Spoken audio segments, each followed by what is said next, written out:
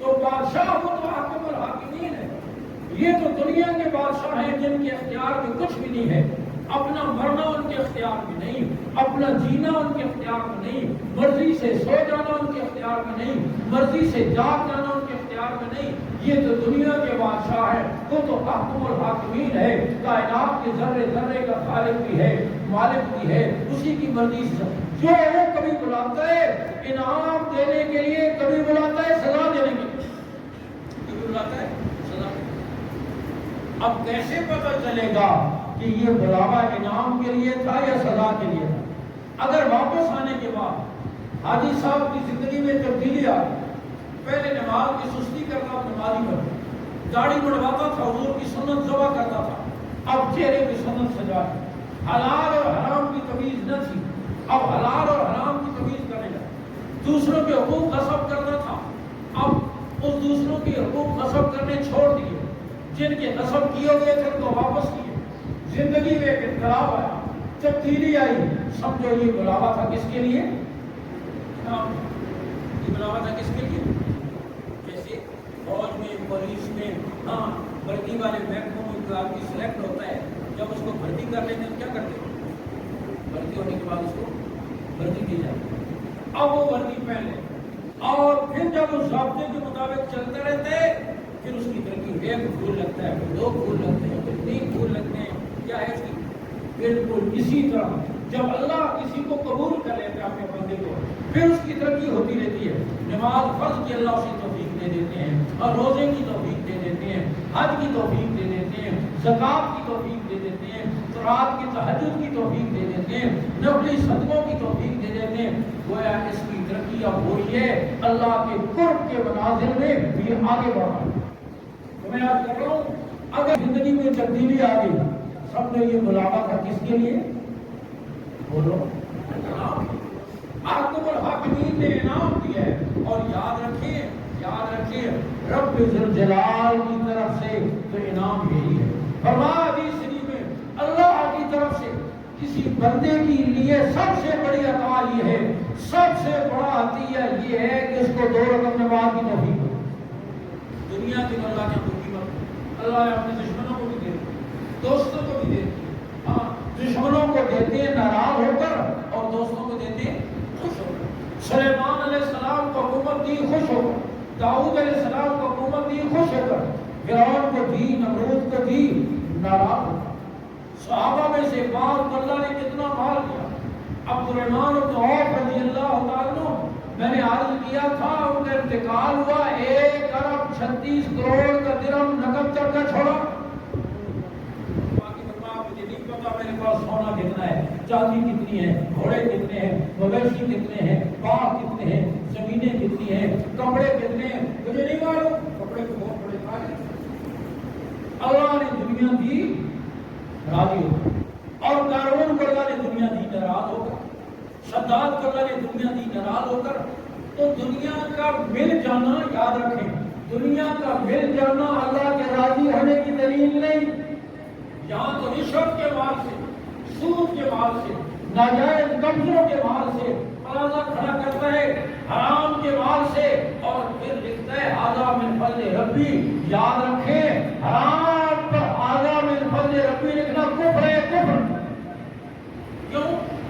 اس لیے کہ یہ حرام کو حلال بنا, اور فضل تو حلال پر ہوتا ہے, حرام پر نہیں ہوتا. اور جب ھذا من فضل ربی لکھا اس نے حرام پر, تو اس نے کفر کا ارتکاب کیا. کیوں؟ اس لیے اس نے گویا حرام کو حلال بنایا, اور حرام کو حلال بنانا یہ کفر ہے. وہ کوئی بھی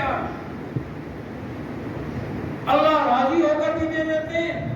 دنیا کا مل جانا اللہ کے راضی ہونے کی دلیل.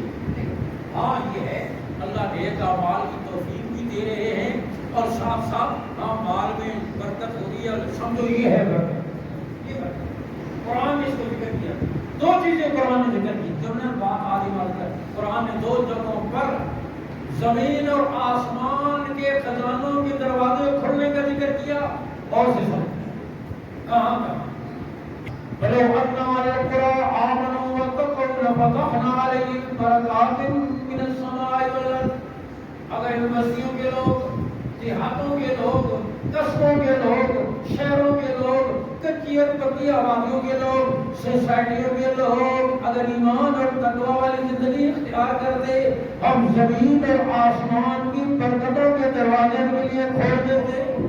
آسمان برکتیں برسا دیتا، زمین برکتیں اگل دیتی، زمین اور آسمان کی برکتوں کے دروازے ہم ان کے لیے کھول، جیسے صحابہ کے لیے کھلے برکتوں کے دروازے۔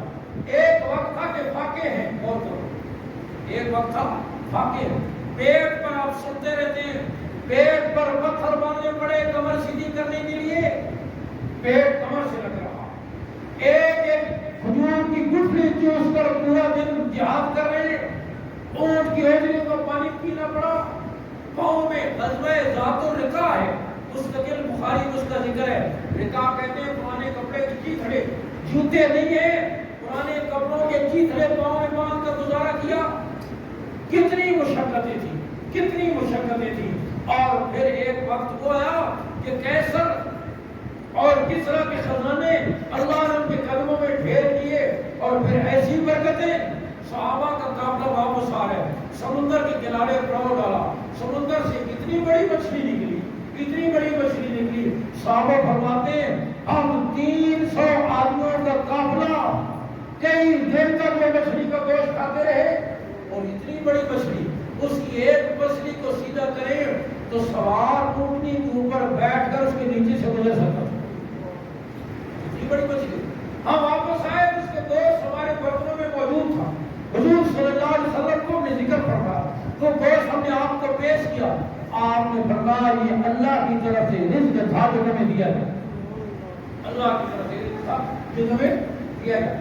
زمین اور آسمان کی برکتوں کے دروازے کے لیے کب دروازے کھلے؟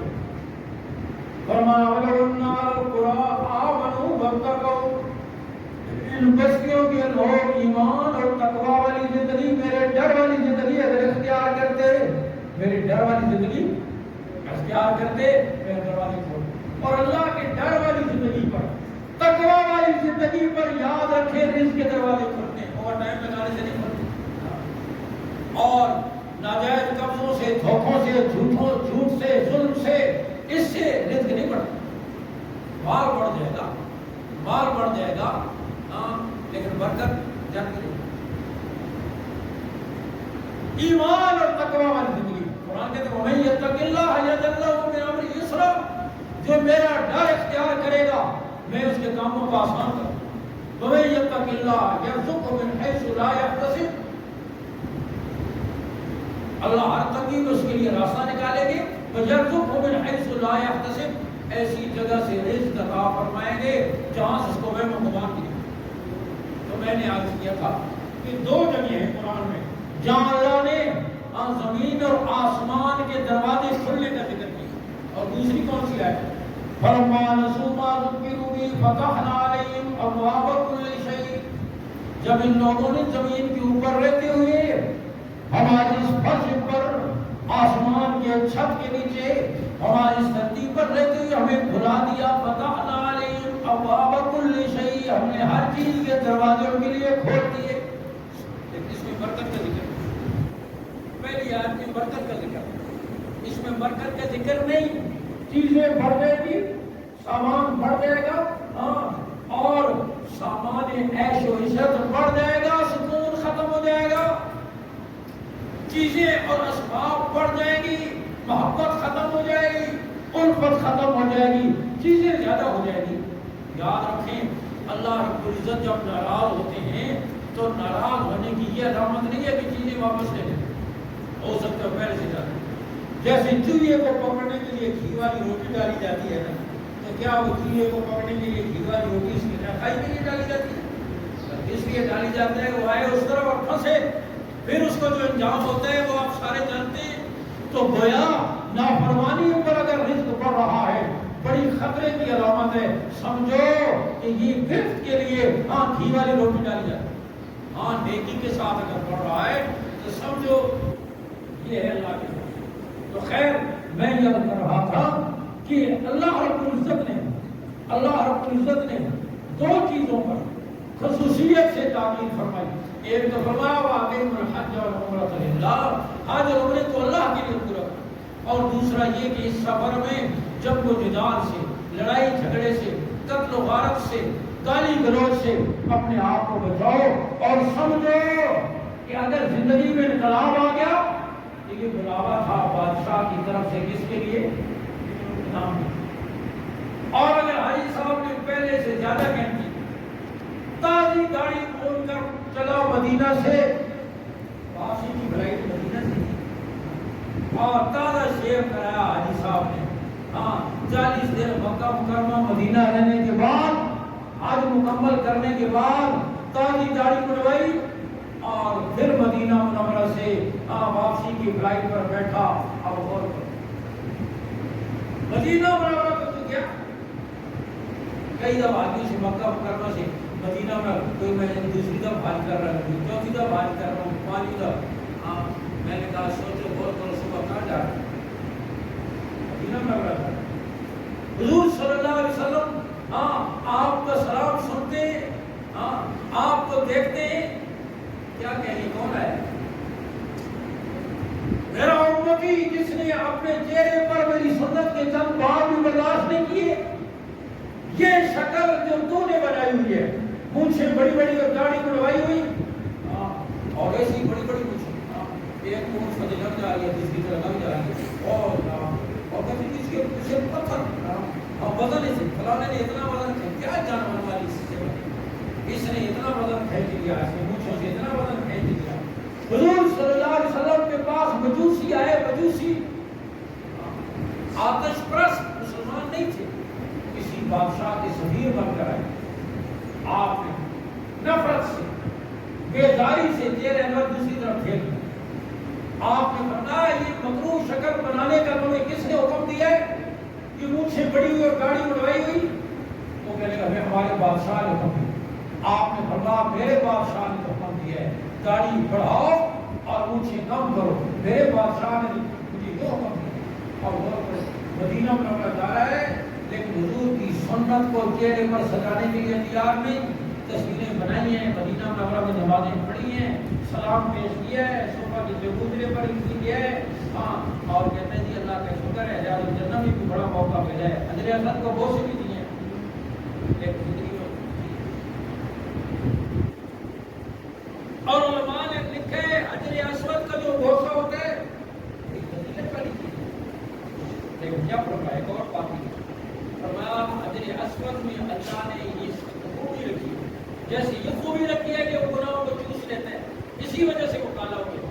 ایک یہ بھی ہے کہ حجر اسود کا بوسہ آدمی میں جو صفت موجود ہوتی ہے اس کو بڑھا دیتا ہے، اگر اس میں بےمانی ہے، اگر اس میں بدجانتی ہے، اگر اس میں بے حیائی ہے، یہ چیز بڑھ گئی۔ تو میں یہ کر رہا ہوں کہ اس لیے اس کو سوچنا چاہیے، خصوصیت سے آدمی جب یہاں سے جائے حلال مال کے ساتھ جائے۔